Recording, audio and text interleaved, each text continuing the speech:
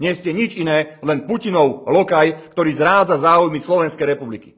Pre vás, pán Fico, toto by mala byť Biblia, ktorou sa máte venovať a ktorou sa máte riadiť. Bezpečnostná stratégia Slovenskej republiky a obranná stratégia Slovenskej republiky. Schválené obrovskou väčšinou hlasov v parlamente v minulom volebnom období. To je to, čo by ste vy mali vykonávať ako sluha tohto národa. Vy tu nie ste Ali Paša. Vy tu nie ste nejaký utrhnutý vagón, ktorý si môže robiť, čo chce.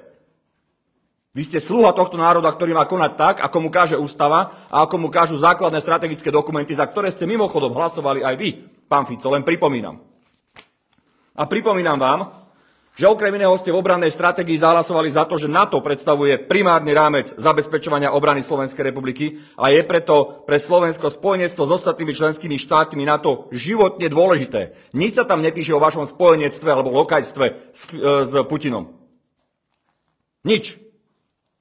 Ku kolektívnej obrane v rámci NATO neexistuje pre Slovenskú republiku žiadna alternatíva. Za to ste hlasovali. Nie za to, že sa budete po boku masového vraha Putina vyhrážať Ukrajincom, že im vypnete elektriku. Nie za to.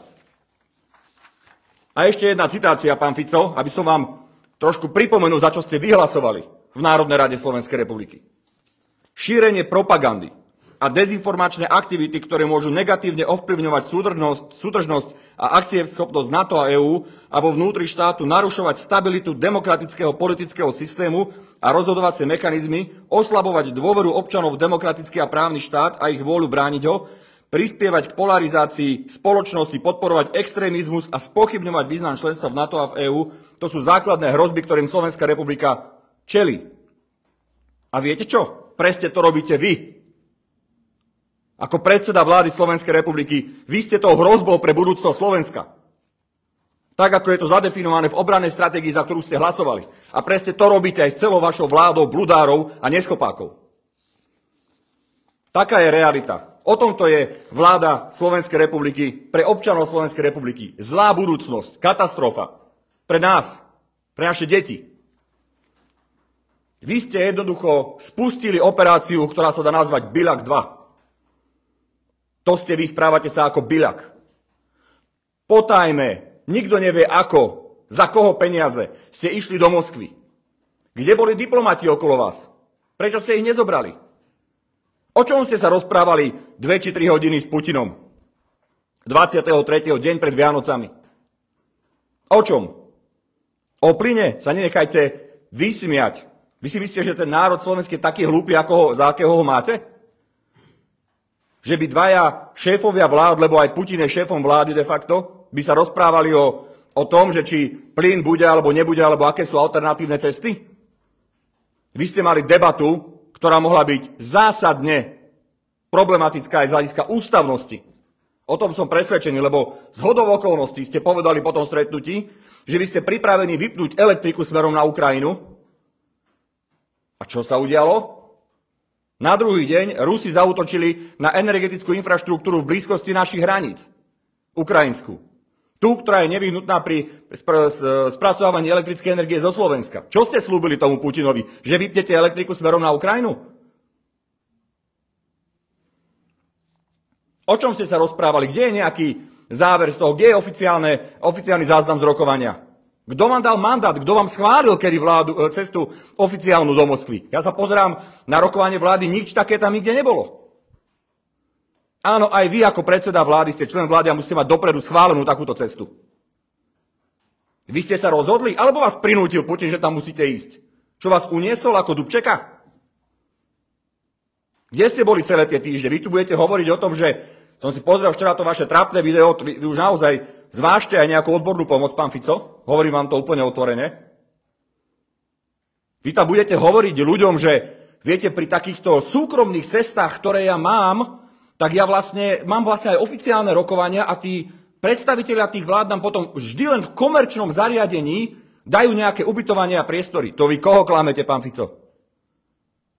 Ja som bol minister, Redo Heger bol predseda vlády. Nikdy nám nikto v komerčnom zariadení na oficiálnych rokovaniach pri súkromnej ceste, ako ste povedali, vy si odporujete už v jednotlivých vetách, nikdy nám nikto nič zadarmo nedával. Kto vám platil ten Hanoj? Kto vám dal 100 000 eur úplatok? Pán Fico, sa pýtam.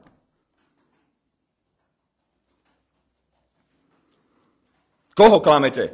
Občanov Slovenskej republiky alebo sám seba? Lebo vy už ste v takom nastavení, že už, podľa mňa, vy už veríte svojim vlastným klamstvám. Lenže viete, čo je problém, pán Fico? Vaša operácia Biľak 2 nie je nič iné ako ťahanie Slovenskej republiky do vojny. Ale po boku Ruskej federácie. Lebo splácate dlh voči Putinovi, ktorý máte. O čom bola verejnosť informovaná už v roku 2023, že zahraničné spravodajské služby veľmi dobre vedeli, ako vám Rusi pomáhali vyhrať voľby. Pýtam sa, kde je ten spis, ktorý išiel na Národnú kriminálnu agentúru? Nechali ste ho stopiť? To ste nechali spraviť? Alebo kde je? Vy ste ako Biľak. Pán Fico, vy ste ako Biľak.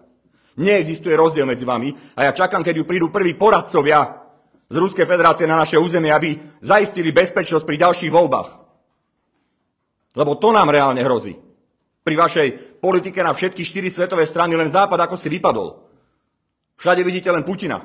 A robíte len to, čo od vás Putin požaduje. Nie, čo vy sa s tým dohodnete. Vy ste prišli si zobrať nóty do Moskvy. Ste tam prišli po kolenáčky sám, dostali ste tam, že buď alebo, a vy ste to všetko zhrabli a začali ste robiť politiku, ktorá je proti záujmom Slovenskej republiky. Toto je realita, ktorú vy robíte, pán Fico. A my to tak nenecháme, vám tu hovorím, my sa vás nezlakneme a budeme tvrdo a tvrdo na to poukazovať. A robiť všetko preto, aby sme vás zastavili v týchto šialenostiach, ktoré ubližujú Slovenskej republike. Zásadne ubližujú budúcnosti Slovenskej republiky. A doma zatiaľ, kým vy tu blúznite po kolenačky pred Putinom a neviem čo všetko, tak doma zatiaľ čo sa deje? Ľudia nemajú možnosť e-recepty využívať kvôli vašej neschopnosti a vašej neschopnej vlády. Ľudia nemajú možnosti zapisovať na katastri nové nehnuteľnosti, keď si kúpia alebo predajú, lebo nefunguje kataster kvôli neschopnosti vášho nominanta. Mimochodom, ľudia z katastra ma kontaktovali a hovoria, že sú presvedčení, že ten tzv. Kybernetický útok na kataster si nechal urobiť sám predseda úradu, ktorého ste tam vydali, aby mohol nakúpiť za milióny nový softvér na kybernetickú obranu. To mi hovoria priamo ľudia z katastra. Tak nehrajte tu divadlo, len to je zase len cesta, ako ukradnúť milióny z našich peňazí a od ľudí.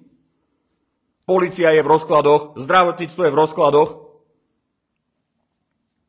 učitelia sú v pohotovosti a vy sa chodíte kolenačky kláňať Putinovi, masovému vrahovi.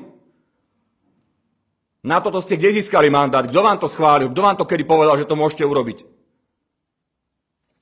Vy nie ste Alipáša, vám to opakujem. Sa zaradte. Lebo keď sa nezaradíte vy, tak vás zaradia ľudia. A veľmi rýchlo.